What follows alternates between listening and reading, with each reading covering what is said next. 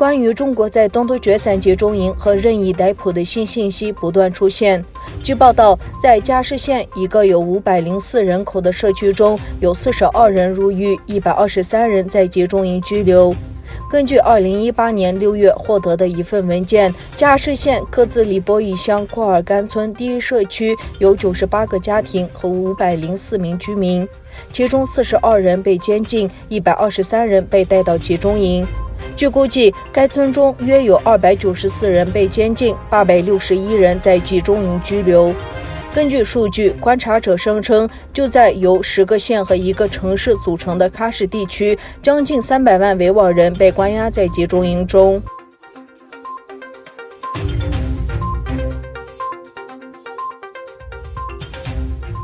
加拿大总理特鲁多在中国与加拿大建交50年之际，在一场新闻发布会上提到，中国在境内任意逮捕外国公民，压迫香港，并把大量的少数民族穆斯林送到再教营，都无助两国的外交关系。加拿大总理特鲁多星期二警告中国，胁迫式外交在香港实施的镇压措施，以及对维吾尔穆斯林的拘押，对中国自身以及对世界其他国家而言都适得其反。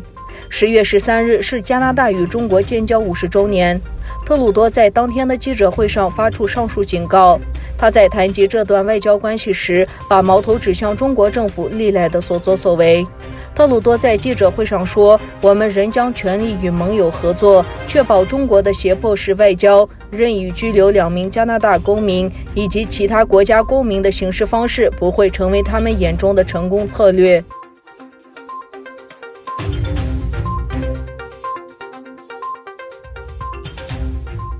针对美国警告金融机构不要与损害香港自治的中港官员往来一事，中国外交部表示，如果美国坚持走错误的道路，中国将采取反制。美国国务院14日发布首个香港制裁报告，内容点名香港特首林郑月娥在内的10名官员损害香港自治。中国外交部发言人周立坚周四在记者会上表示，美方做法严重违反国际法和国际关系基本准则，粗暴干涉中国内政，美国应纠正自身错误并停止干预。美国国务院周三正式警告称，与被认为对镇压香港民主负有责任的个人有业务往来的国际金融机构可能面临制裁。美国国务院周三根据香港自治法案的要求，提交首份报告给美国国会。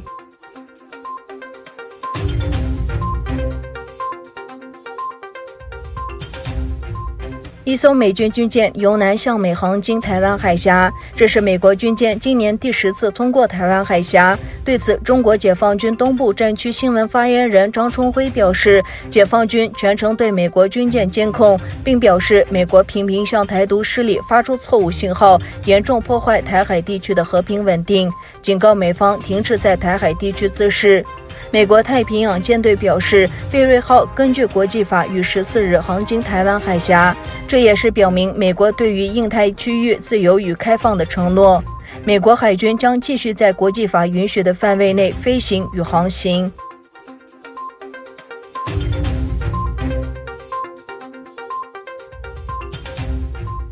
有报道间接指出，有些中国港口被告知不再接受从澳大利亚进口的热力煤和精制用煤。